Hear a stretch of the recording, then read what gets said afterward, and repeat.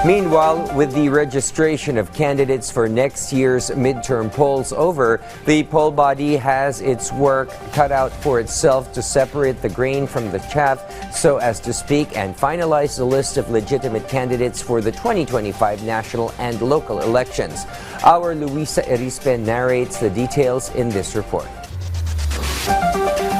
Now that the filing of candidacies for the 2025 national and local elections has ended, the Commission on Elections began its task to finalize the names of the candidates for the next year's polls. According to the Commission on Elections, this task officially started today. Ngayong araw na ito po ay magsisimula na ang law department natin sa pagsala ng mga nuisance candidates. According to the poll body, compared to the previous elections, this year's number of aspirants for the Senate seat exceeded expectations. 183 aspiring candidates are competing for the 12 Senate seats up for the grabs.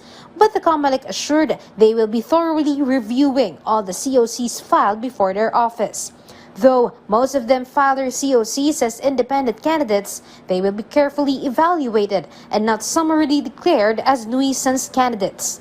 We should not easily po jump to the conclusion ay nuisance yan, ay panggulo lang yan. Not because wala po silang pangalan o maaaring lagi na lang silang tumatakbo o baka naman first time lang na tumatakbo. Hindi po yun ang indikasyon ng pagiging nuisance candidate. To me, it's really more seriousness to serve and hold public office. The Comelec also has to resolve and determine the political parties that endorsed more than 12 candidates, whether they fall under independent candidates.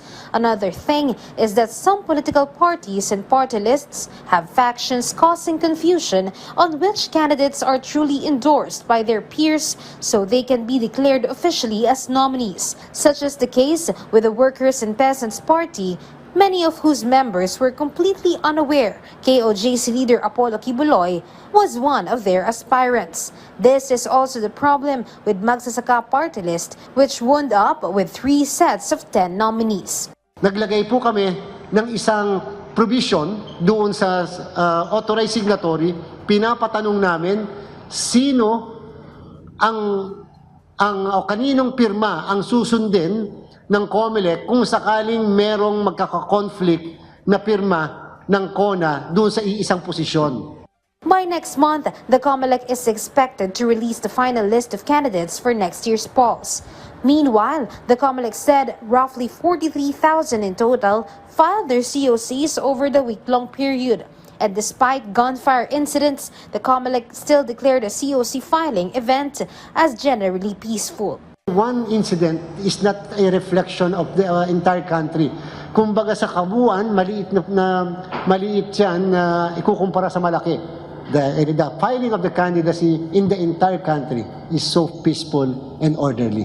Meanwhile, the Comelec explained what transpired on the firing incident in Sharif Agwak, Maguindanao del Sur. The poll body stressed the aspirant has a standing warrant of arrest, which is why he was arrested by authorities. As a result, the Comelec will deploy more law enforcement in the area to keep peace and order intact. Alam namin ngayon kung saan namin i-deploy yung mas madaming puwersa ng PNP. Kinakailangan tatapatan din namin hindi lamang ng sigasig, pero tatapatan namin din ng puwersa kung kinakailangan. I am telling this to everyone, especially to the candidates with private armed groups. The Comelec will not hesitate to use all the forces available to us, all the resources available to us, just to ensure that the voters are able to vote. The Comelec did not declare the municipality as an election hotspot as of yet, but will thoroughly monitor the area even before the election period. Luisa Erispe from the National TV for a new and better Philippines.